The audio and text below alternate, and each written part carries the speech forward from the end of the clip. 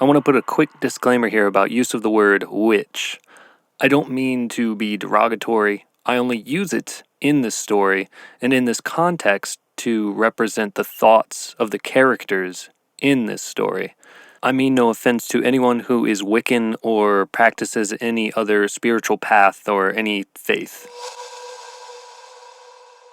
Daddy, it's happening again. Something's trying to get through my window. Phil grabbed the shotgun from under his bed and opened his bedroom door. Stay in here with your mama, Jenny. He brushed past the girl and ran up the stairs.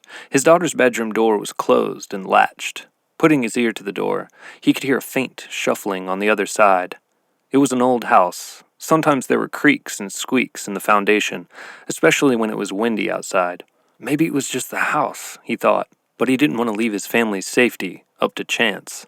His daughter's room was the attic when they moved in. She always seemed to be hearing and seeing things after he finished converting it, and she started sleeping there. If there was someone or something in there, Phil didn't want to scare it away. He wanted to blow its head off. "What's going on, Daddy?" One of Phil's other daughters yelled up from the bottom of the stairs. "Get your brother and your sisters into your mama's room now." He tightened his grip on the handle and quickly turned it as he pushed the weight of his body against the door. Inside, Jenny's bedsheets were sprawled across the floor. The lamp on her nightstand had fallen over and the bulb was shattered on the carpet. The window next to Jenny's bed was open, and the curtains were blowing wildly as wind rushed into the room. Phil walked to the window and looked outside. A flash of lightning sliced through the air, illuminating their neighborhood, and for a moment made it look like daytime. He scanned the windowsill, looking for signs of forced entry. There were none. The delayed sound of thunder rattled the house. He closed the window, and the room was silent. As far as he could tell, Jenny had left the window open and probably had a nightmare. Phil went back downstairs and opened the door to the master bedroom where his wife and kids were now huddled. They were at the foot of the bed, huddled around their mom, clutching at blankets and staring at the door as it opened. "It's just me," Phil called out. Their tension eased a bit. "Nothing's up there." His expression softened, and he looked at Jenny. Her cheeks flushed, and she sank into the covers. "Step out here real quick, Jenny." She slid off the bed and walked to the door. Phil closed it as they stepped into the kitchen. "Jenny, I love you, darling, and I know you think something's up there, but they're just..." She cut him off. "I know there's something up there, Daddy. I can feel it." Phil kneeled down and put a hand on Jenny's shoulder. She continued. "Sometimes I see things come through my window, and sometimes I see stuff move around up there." Phil wanted to entertain her. He knew she was having a hard time adjusting to their new house and their new life. "How about this? If you see something up there again, you can switch rooms with one of your sisters. That sound all right?" Jenny considered it and nodded reluctantly. Another flash of lightning cut through the darkness, followed again by delayed thunder. Jenny's mom went upstairs with her to help her put her room back in order, while Phil got the other kids to bed. This was the third house they'd moved into in the last year and a half. Jenny's mom and dad flipped old houses for a living, and most of their kids hated it. There was no time to make friends or get comfortable in a neighborhood before they were off again. They'd stay and live in the houses they flipped for a few months, just long enough to get comfortable, but then it was always off to the next one. They'd usually flip a handful in one town before moving on to another. Jenny's brother actually liked that kind of life, but she hated it. At least with the new house, they moved in during the summer. Jenny hated moving during the school year. It was already hard enough to make friends, and adding a move on top of that was always daunting to her. This new house was interesting. It was technically a 2-bedroom house, but Jenny's father converted some of the auxiliary rooms into temporary bedrooms. Jenny's room had been the attic. Phil spent most of his efforts there the first week after they moved in, installing a window, cleaning it up, and making it livable. Things would have been very cramped in the house if he hadn't converted it.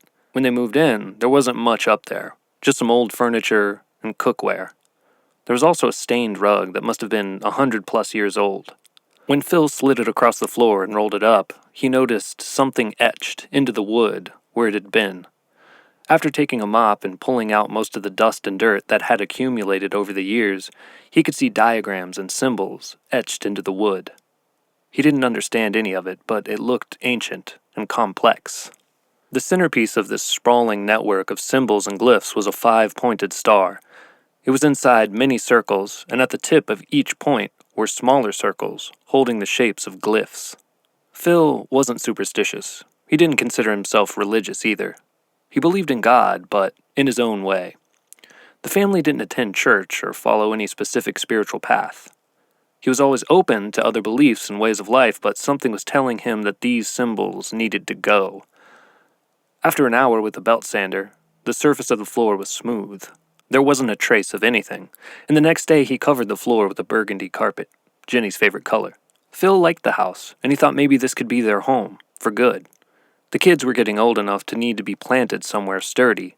The money from flipping was good, but he knew it wore on them. The next day, Jenny and two of her sisters were in the backyard, digging. Their yard was huge, and a ways off, close to the tree line that created the backdrop of it all, they'd taken to building forts and digging trenches. It was summer, and Jenny and her sisters were what her mother called tomboys. The digging was a new development. A few days ago, Jenny unearthed a silver brooch in the dirt, then a small silver earring. Her discoveries had inspired her and her other sisters to create a full-blown excavation site. Their parents didn't really care. The site was off far enough and by the trees. Grass didn't really grow there anyway.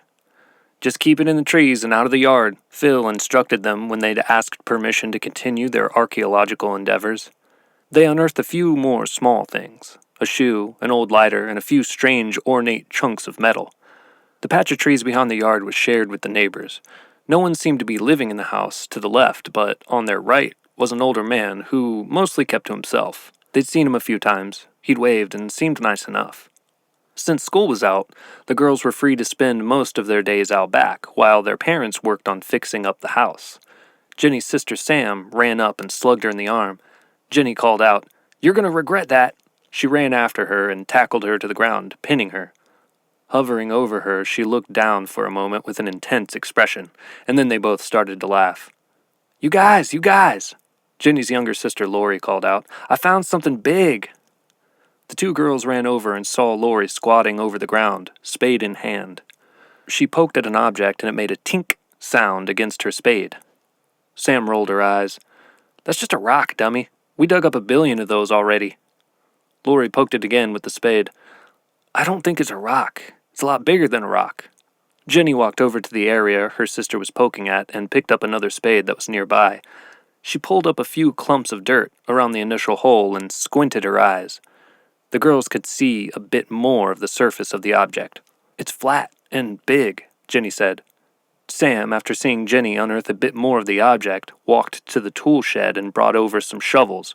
She flung them to the ground with a clank. "It'll probably take 3 of us to pull that thing up." They were curious, but they were also careful. Taking care not to damage the object, they pulled dirt away from the surface and edges of it. After some work, they could see that it was some kind of stone, about 3 feet tall and about a foot thick. Sam and Jenny pushed their shovels into the ground at the edges of it, and Lori pushed 2 spades down near the head. Jenny kicked her shovel a little deeper into the ground underneath the object. She looked up to her sisters. "Ready?" They nodded, and all together they pulled the stone rectangle up from the ground. There was a small mound of dirt they were able to lean it on. It wasn't completely upright, but now the face of the stone that had been down was exposed and leaning up towards them. The sisters took their hands and started to pick away the dirt that was stuck to the face of the stone. Green moss ran along it in veins that looked like an intricate network of webs. The face of it was relatively smooth, but the top and sides felt like they had bumps that at one time could have been ridges. There were grooves on it, indents that looked like they had once been words. They ran their fingers through the paths of the grooves, scraping out dirt. Sam gasped and got to her feet. Jenny and Lori looked up at her. Jenny called out, "What's wrong, a spider? You get cut?" Sam's eyes were locked on the stone, and she was backing up slowly. It's a gravestone." Her sisters looked back at the stone, and then followed Sam's lead. That night at dinner, their dad had white paint streaks across his hands. He could have probably gotten it all off, but after painting and spackling several ceilings, hunger got the best of him. He took a bite of chunky mashed potatoes. "You girls have fun out back today?" Their eyes shot at each other, frantically. They hadn't exactly agreed on whether or not they were going to tell their parents about what they'd discovered, but then Lori answered him. "Daddy, we found something out there." Their brother and mother kept eating, but Jenny and Sam turned to her with pursed lips and wide eyes. "It's some kind of rock. We ain't exactly sure, but we think it might be a gravestone." Phil took a bite from a biscuit and nodded. He washed it down with some milk. "Yeah, the realtor said there used to be a graveyard on this block, or it was this block, rather. Said there might be some old stuff in the ground, but all the coffins and everything else got moved across town to the big cemetery a long, long time ago.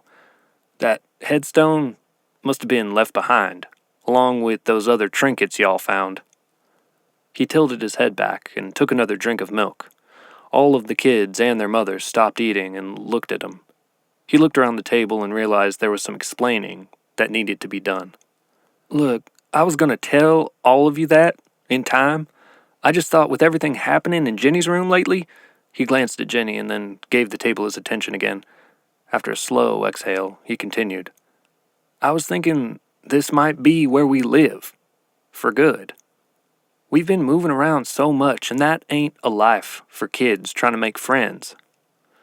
Jenny's head reeled at this. She was excited at the thought of staying in one place, but the strange occurrences in her room and now these new revelations added a large pinch of apprehension to her soup of emotions.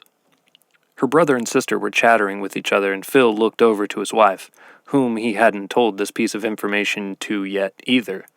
She smiled at him. That night, it stormed again. Jenny tossed and turned as the wind rattled against her window. A quick whip of thunder cracked through the air. Not a low rumble, but a piercing fast slice of sound after a flash of lightning. She woke up with a violent twitch. After realizing it was just thunder, she relaxed a bit. Her room got hot, and it was only comfortable enough to sleep up there if the window was, at the very least, cracked. She'd need to close it now, though. The wind and rain were really starting to pick up, and if she didn't, they were going to make a mess of her room. The temperature had also dropped because of the storm. She went to the window and pushed it closed. The window pane rattled from the force of the wind. She looked out. It was dark, and all she could really see through the rain were vague outlines of her and her neighbors' yards and the tree line at the back. Another flash of lightning pierced the sky, and she saw something she hadn't before. A figure was in her yard, all the way back by the tree line. Everything went dark again. She could feel her heart beating in her chest. It couldn't have been, she thought. Who would be out in this? The sky lit up again, and again she saw the figure, only this time it had moved halfway up the yard towards the house. She gasped. She wanted to move, but was paralyzed with fear. So many thoughts raced through her mind. Jenny had already seen and heard things in her room. Shadows moving in the corners, her closet doors opening or shifting on their own, glints of strange things in her mirror that weren't there when she turned to look. There was a part of her that wanted to believe her father. She wanted him to be right about her needing to get used to the house and her new room. The things she felt and saw up to this point felt real, but were still potentially her nerves or imagination. This thing in the yard? She was sure it was real. Lightning lit up the yard again, and the figure was gone. A slow rumble shook the house a few moments later. Jenny didn't know if the thing was now at her back door or if it had retreated into the trees. Her paralysis was wearing off, and she decided it was time to wake her father again. Before she turned from the window, something started to emerge from the bottom of it. It was pulling itself up and into the frame of the window, slowly. Although it was right in front of her, Jenny couldn't make out any details. The thing looked like a dark void, a silhouette of something that could have been human but reflected no light at all. She was breathing heavily now and slowly backing away from the window. Her fear paralysis had now taken her voice. She could feel the thing. Its darkness was pouring into her room, like the inverse of a flashlight illuminating a dark cave. She was staring into it as it pulled her towards the window. Lightning struck again, and the shadow took form. Jenny was now staring into all white, glowing eyes. The void that was once in front of her now took the shape of a decomposing man. Maggots were wiggling from holes in his face, and his tongue hung down from a mouth missing its bottom jaw. His skin was a translucent pale blue, and she saw a network of pulsing veins underneath. He pushed against the window and moved through it, as if there was no glass there at all, like a ghost passes through a wall. His clothes hung from him like rags as he floated towards Jenny, who was now backing up slowly. Her eyes were locked on the figure. The man's decrepit hand was moving clockwise in a circular motion. His one arm was outstretched. His other was a nub that hung limp at his side. Lightning struck again, and the low rumble rattled the house once more. Jenny hadn't realized, but she had backed up all the way to her closet on the other side of the room, and the figure was almost upon her. Its white eyes were now shooting beams of light at her, like flashlights through the darkness it had brought into the room. It left a trail of insects and maggots that were now crawling towards her. The tongue of the thing was growing longer and reaching out to her, dripping with gray mucus. Thunder shook the house again and shook Jenny enough to pull her mind away from the creature's gaze. She fumbled with the doorknob to the closet. The thing's tongue was now inches from her face. The doorknob unlatched, and she spun herself inside. Light from the creature's eyes poured through the gap at the bottom of the door and into the closet. Bugs, worms, and maggots followed. Another low rumble shook the house's foundation. Jenny began to scream. She heard her father call out from downstairs, "Jenny!" She moved to the back of the closet and pushed herself against the wall. She could hear her father running up the staircase. "Jenny, open the door!" Her door didn't have a lock, but it wouldn't open. He slammed his weight against it several times. The insects reached Jenny's toes, and she screamed out again. Her father shouted, "Stand back, Jenny!" There was a short pause, and then 2 blasts from his shotgun rang out, mangling a good portion of the door. Phil ran into the room. It was silent and dark. He didn't see Jenny and began looking from corner to corner frantically. Then he heard a scream from the closet. He flung the door open and saw Jenny at the back of the closet, terrified and crying. Phil ran to her and held her. "Daddy, I don't want to sleep in here anymore." "You don't have to, sweetie. You don't have to be in here anymore." Phil spent the next day repairing the damage his shotgun had caused. Jenny's window was closed when he came in, and there weren't any signs of anyone or anything being in the room, other than Jenny. He talked to her mother about it, and they came to the conclusion that Jenny must have been sleepwalking, probably having a nightmare while doing so. This actually wasn't the first time something like this had happened. A few years ago, Jenny's sister Sam had a similar experience. She was screaming from their laundry room, and they found her underneath an overturned laundry basket in a daze. "Probably just a phase. She'll work through it, Phil. Hopefully, now that we're keeping them in one place, things will settle down." Phil agreed, but that didn't stop him from installing a hefty lock on the window after his repairs. While her mother and father were inside the next day, Jenny, Sam, and Lori were out back at the tree line continuing their excavation. Sam and Lori were at work with their spades, pulling out dirt clumps and overturning rocks, but Jenny sat, staring, spinning her spade on the top of a rock. Sam looked up and over to her. "Wasn't anything in the yard and wasn't nothing in your room." She flung a rock into the trees. "You just had a nightmare's all. Doesn't bother me. Now I get your room and you get to share one with Lori. She snores and farts, so have fun with that." A dirt clod whizzed past her head from Lori's direction. Jenny stood up and started pacing, picking the dirt from the edges of her spade. "I don't think it's nightmares at all. There is something up there, Sam. Something out here, too. After what I've seen, I don't think it's happy. Whatever it is, it doesn't want us here. You got the willies from the gravestone we found, and now your brain's playing all kinds of tricks on you. I was seeing stuff before we found that, and I was feeling stuff as soon as we moved in. That gravestone ain't got nothing to do with it. Well, I think it does, but not about me and oh, never mind." Jenny threw her spade to the ground and walked away from their dig site. There was a stone path that led up to the back of their house. She sat on it and picked at the grass that grew up between the cracks. The sound of a screen door squeaking and closing caught her attention. The older man from next door stepped outside and into his yard. Jenny stood up and walked over to the fence that separated their yards. The old man was watering some cherry tomato plants growing out of a barrel that was cut in half. Jenny climbed onto the bottom cross brace of the wooden fence and popped her eyes over the top. "Hey there." The man didn't look up from watering his plants, but replied with a polite, "Hello there, young lady." Jenny chewed on her bottom lip for a moment. "Could I ask you something?" The man glanced over his shoulder with a smirk. "I believe you just did." He chuckled to himself. Of course you can."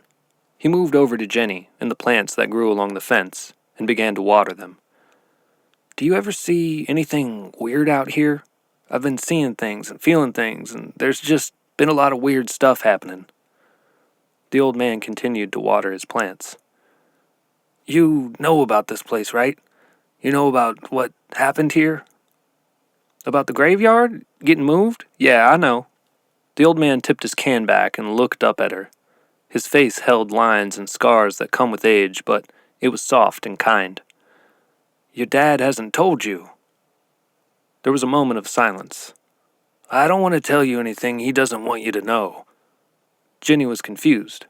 "He told me about the graveyard. What else is there to tell?" The old man looked down again at his plants and tipped his watering can.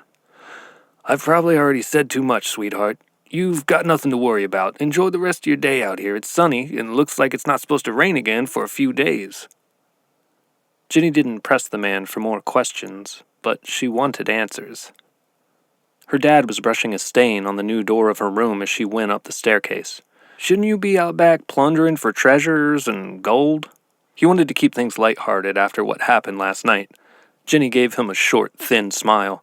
"Daddy, what happened here?" He continued to brush the stain onto the door. The smell was strong, but only lingered shortly before wafting out the open window at the top of the stairs. "I told you about the graveyard, sweetie. It's something that happened a long time ago, and not anything you need to worry about." "Not the graveyard, Daddy. The neighbor told me there was something else that happened. Something you ain't told us about." Phil looked confused and shook his head. He continued to brush. "Jenny, I know you're scared from last night, and other nights you've been sleeping up here, but I promise, nothing else is going on, least nothing I know about. I've talked to the neighbor, and he seems like a nice man, but maybe he ain't all there. He's a little older, and sometimes older folks, well, they don't exactly know what they're talking about, sometimes." He stopped brushing and put the lid back on the can of wood stain. "This is going to be Sam's room now, so you won't have to worry about it anyway. All right?" He smiled at her, and she nodded. The next morning, Jenny was on their back enclosed screen porch eating a bowl of cereal. Sam came out and sat next to her on a rocking chair. "That room does feel weird." Jenny looked over, crunching her cereal, and gave her an "I told you so" look. Sam was looking down at her hands as she peeled an orange. "I'm telling you, I swear I closed the closet door last night, and this morning it was flung open with 2 pairs of my pants on the ground." She popped an orange slice into her mouth. Jenny rolled her eyes. "You sure it wasn't just a nightmare?" Sam returned the eye roll, got up, and opened the screen door. "I'm not saying there's ghosts and goblins like you think there are slinking through the house, but that room is weird is all." The spring door sprang closed, and she started walking to the yard. Jenny swallowed her last bite of cereal and called out through the screen. "Hey, you weren't wrong either. Lori does snore and fart." Sam turned and gave her the same "I told you so" look and laughed. The old man was out back again, watering his plants. Jenny peeked her head over the fence. "Didn't it just rain, like a whole bunch?" He looked up at her and said, "You can't water tomato plants too much. They love water, and the ones in the raised beds need extra. It doesn't get saturated in there like the beds in the ground." He continued to pour. "I asked my daddy about that thing we talked about." "Oh, you did? And what did he say?" "He said he doesn't know anything about it, and I believe him." They were silent for a time, and then the old man's watering can ran out. He exhaled slowly. "I thought he might not have. There was a woman that used to live in your house. The screen door to Jenny's house cracked closed. It was her father. "Hey there, out watering the tomatoes?" He walked over to where they were talking. "They can't get too much. Just talking with Jenny here. I think I have something both of you need to see. I'll be right back. Give me just a moment."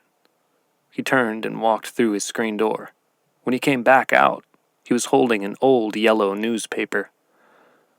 "I had to dig this out, probably buried deeper than most of the things you girls are finding out by the trees." Jenny looked up at her dad, and then back to their neighbor. The newspaper was indeed old. She could smell the old musty scent of it as he handed it to her father. "What's this relic?" he asked, taking it from the man. The old man just raised an eyebrow and nodded to it. Ginny pulled herself higher on the fence brace and onto her tiptoes so she could see what the paper read. "Alleged witch goes missing" was printed boldly on the front page, with a picture of an elderly woman, smiling. She was wearing a necklace, and from it hung an amulet, bearing similar shapes to the symbols Phil had found on the attic floor. His eyes widened at this. Jenny and her father read through the article. "This happened here?" Jenny asked. Their neighbor nodded. "When I was just a boy, younger than you, actually. My parents owned this house. It's all the town talked about for what felt like years. But she wasn't actually a witch, right?" The man looked to Phil for a moment, and then back to Jenny. "I remember she was kind. When I was young, she came to our house and blessed it. I was seeing things in the night, things that scared me." Phil's eyes shot down to Jenny, and then back to the old man. "She said she could help, and she did. But I wasn't the only one. She helped other people around here, too. It had something to do with the graveyard, spirits and energies that weren't at rest. She was able to put them at ease, or ward them off." Phil's mind flashed to the belt sander grinding away the symbols on the attic floor. "There were a lot of people around here that didn't like her. They didn't understand her, and they didn't think she should be meddling with things she was meddling with. Some people kept seeing stuff, like I was. Some people didn't. The people who did started blaming her. Then one day, she was gone. Your house sat empty for a long, long time. It got bought eventually, and some people fixed it up a bit, but then it just kept sitting, empty, for years. Then you moved in." Jenny and her father looked at each other. Phil began to think that maybe Jenny's encounters hadn't been nightmares after all. He handed the paper back to the man. "I figured the realtor probably didn't tell you any of that, and it's good you came out here when you did. I didn't want to tell your daughter without you knowing about it first." Phil nodded. "Thank you, I do appreciate that." Jenny shook her head. If she was a witch, and she was keeping spirits, from hurting everyone, why'd she leave? Where'd she go?" The old man looked at Phil. They unspokenly agreed that Jenny didn't quite grasp the full picture. Phil knelt and put a hand on her shoulder. "Sweetheart, maybe her work here was done. Maybe there were other people that needed her and she had to go to them." Jenny turned to the ground in thought. Phil turned back to the old man, and they had another unspoken exchange, one that said it was probably best if they didn't put the pieces together for her. That night, Jenny was lying in bed. Light snores from across the room had become her new lullaby. She stared at the ceiling, thinking about the picture of the woman in the paper. There was no rain that night, but it was windy and felt colder than usual. Between the sounds of the snores, Jenny thought she could hear a light knocking. The repeating sound of a thud. She heard it for a while, and waited for it to stop. But it didn't. It sounded like it was coming from inside the house. She pulled her covers aside and swung her feet onto the cold hardwood floor. The door squeaked as she opened it, and outside of her room, the thud sound was even louder. Jenny started to walk across the dining room. A few of the floorboards creaked beneath her as she crept slowly through the darkness. She made it to the dining room table and waited there for a moment, listening. The sound continued. It was a fast succession of deep, low thuds. Jenny held her breath for a moment, listening for the next round. It was coming from upstairs. She moved quietly to the staircase and slowly ascended. The repetitive sound got louder as she neared the top. It was coming from inside her old room. She was breathing heavily now, listening outside the door. "Sam," she whispered. Her only reply was another round of thuds. She could feel them now. Jenny was nervous. She thought about calling for her father, but then remembered her last encounter in the room. Her father came and found nothing there.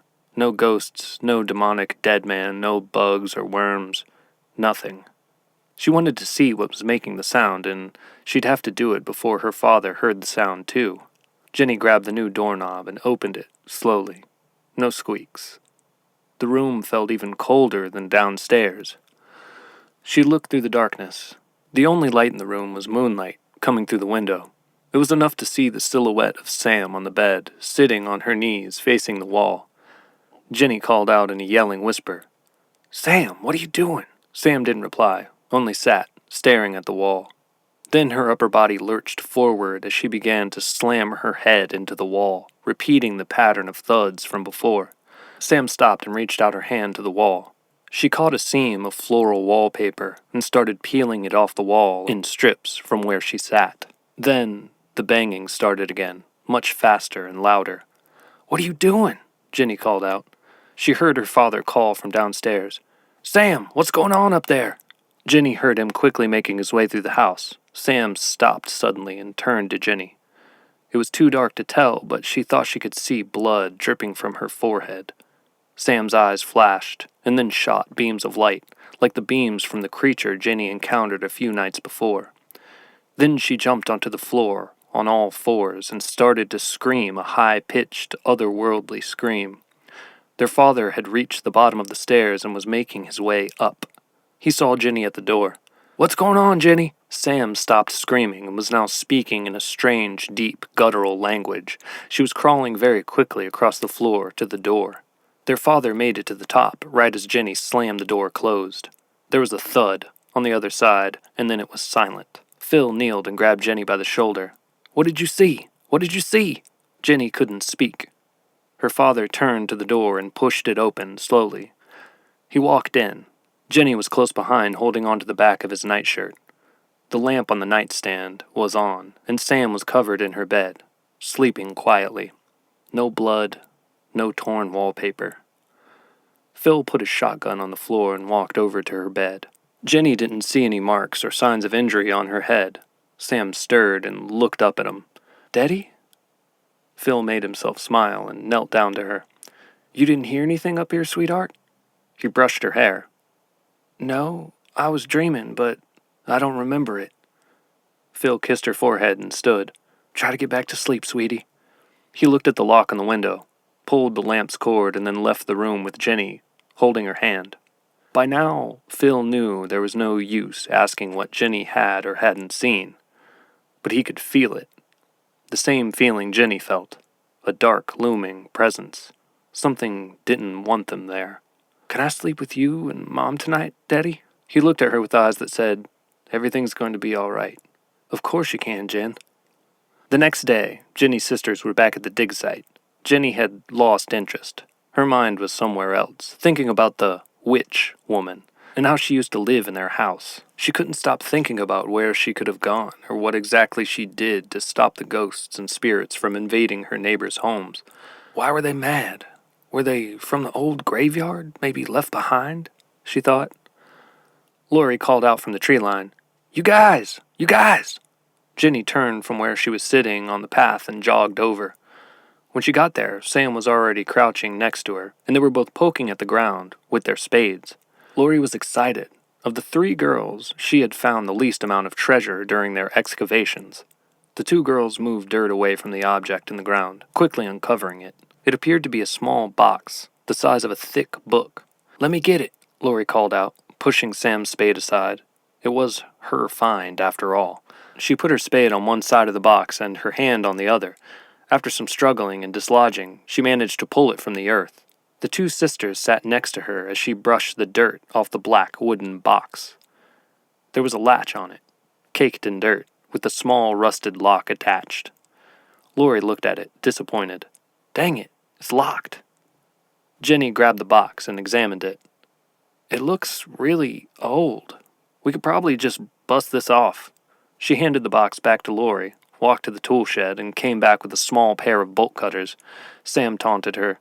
"Look at you, Miss Handy Fix-It." Jenny didn't give her taunt any attention. She took the box from Lori again and sat with it in her lap. The bolt cutters made short work of the rusted lock. The 2 sisters sat next to her as she started to lift the lid. Lori reminded them that this was her treasure. "What's inside is mine." The edges of the lid were stuck with dirt. Jenny ran a spade along them and broke it free. A strong gust of wind shook the tree branches overhead, and their leaves rustled. She lifted the lid, and inside the box they saw several smooth stones, etched with symbols and diagrams. There were also several old pieces of folded paper, bunched together with twine. Considering their container and how old they must have been, they should have been disintegrated, but they weren't. Lori let out a huff. That's it? No jewelry or anything? What a ripoff. She stood up and started to walk off towards the house. Have fun out here. I'm done for the day, probably for good. Sam and Jenny sat and watched their sister walk off. Then their eyes turned back to the box.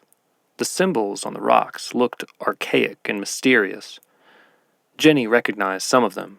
They were on the amulet that the witch woman was wearing in the picture. She picked up the papers and unwound the twine slowly.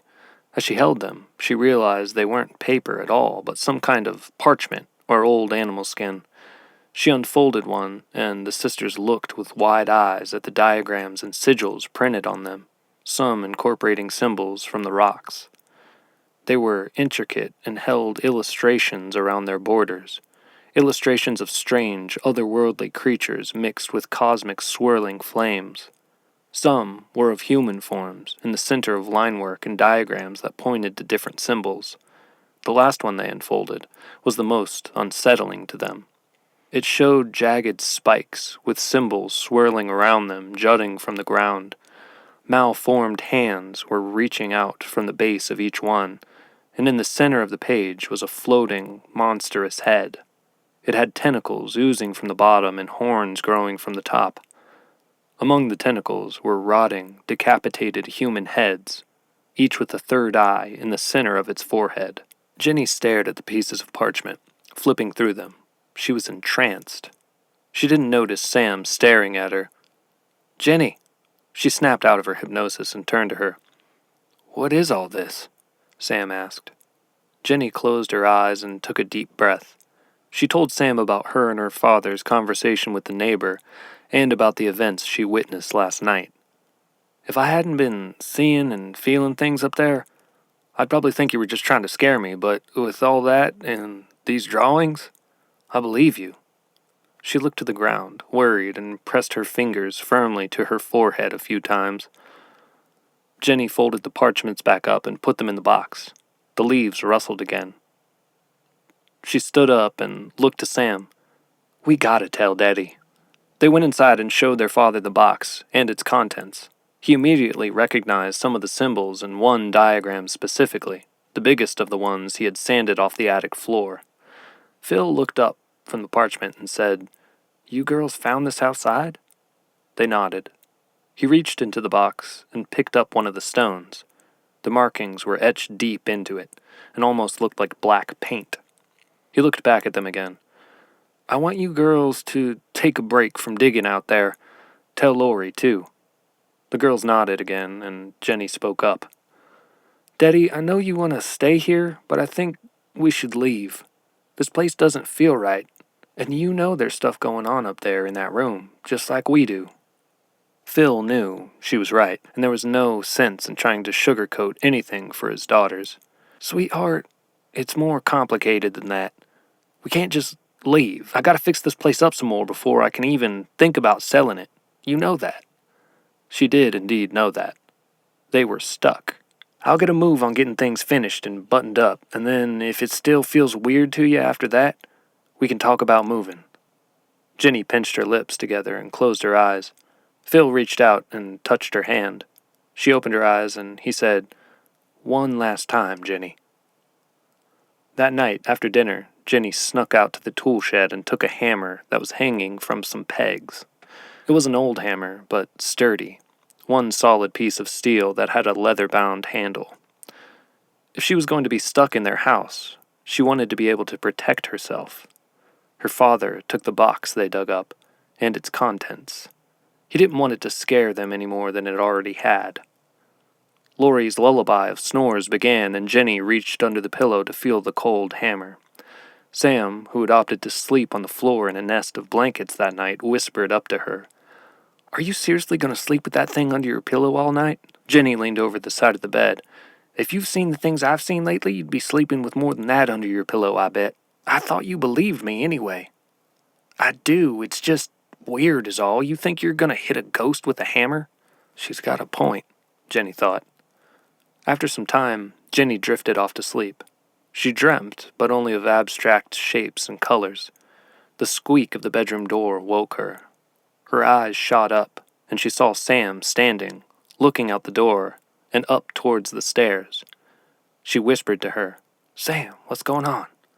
Sam looked back at her. "Shh." Then she motioned for her to come to the door.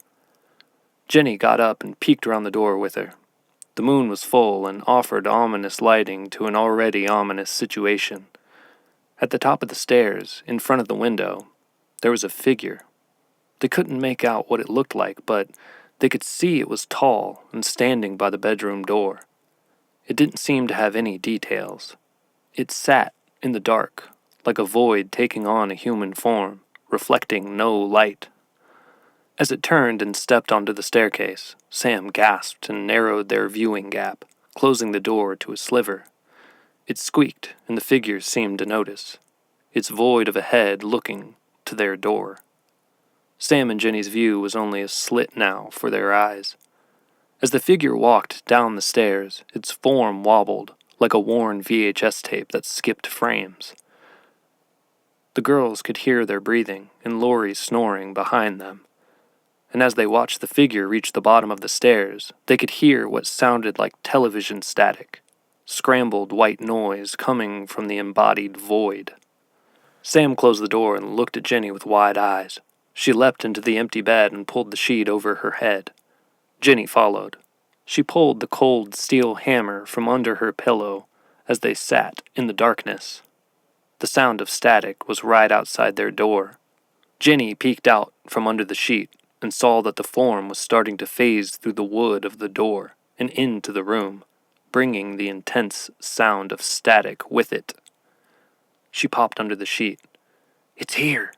The two girls moved closer to each other. Sam's face was buried in her knees. Jenny was clutching the hammer, sweating.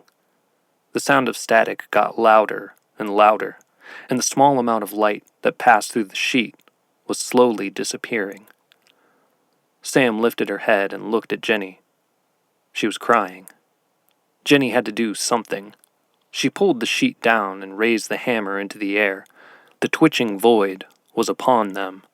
Sam inhaled deep, meaning to scream, but before the air could leave her lungs, the figure thrust its hand into her mouth. It moved itself into her body, like liquid being sucked up through a straw. In an instant, it was gone, now inside Sam. Jenny lowered her hammer. Sam was still. She turned to Jenny. Her eyes were black. Her mouth was still open, and Jenny could hear a faint sound of static coming out. Sam, or rather the thing inside Sam, closed her mouth, and the static sound was gone. Jenny was lost in her black eyes. "Sam?" Sam pushed the sheet aside and went to the door. She opened it, crossed the dining room, and began to slowly ascend the staircase. Jenny, with her hammer, followed her. Sam twitched as she moved. Her body didn't wobble like the void form, but every few feet, her head or arms would twitch to the sides of her body. When Sam got to the top of the staircase, she opened the door and went inside, closing the door behind her. Jenny, who was standing halfway up the stairs, quickly went up the rest. She stood at the door and began to turn the knob. The lamp was on, and Sam was on the bed like she had been the night before, kneeling towards the wall, staring at it. Jenny called out with sympathy in her voice, "Sam, don't!"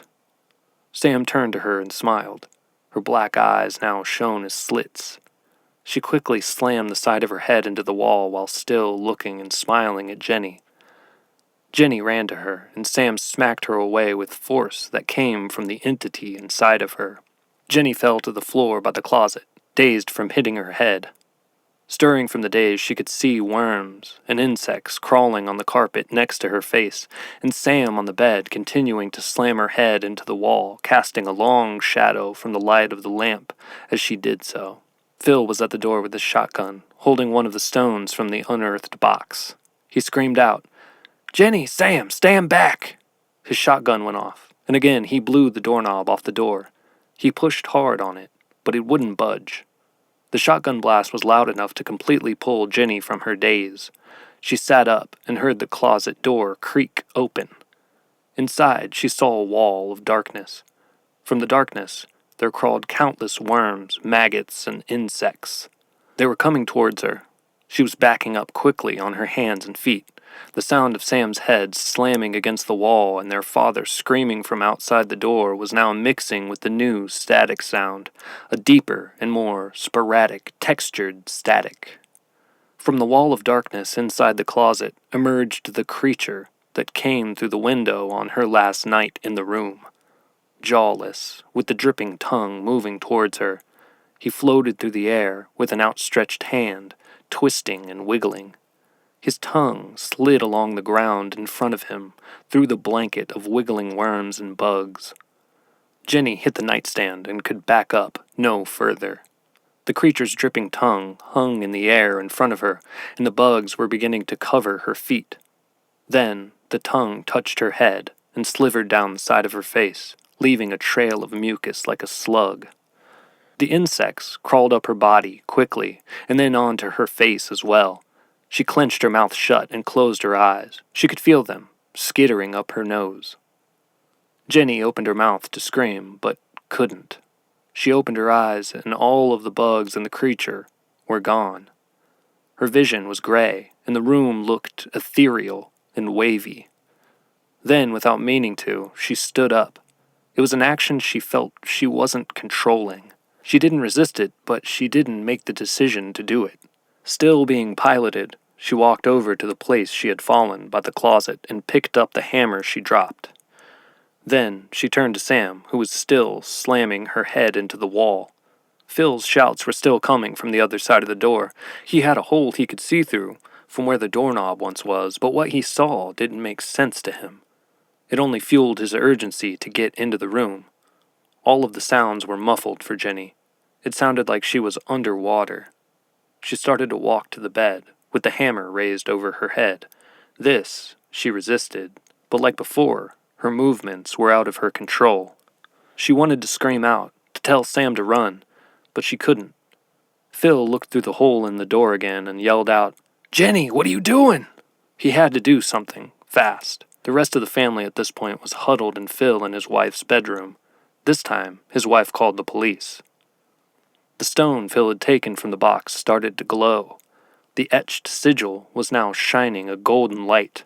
He felt a sense of clarity and began to reload his shotgun. On the other side of the door, Jenny's hammer fell. It struck the wall, next to where Sam had been slamming her head.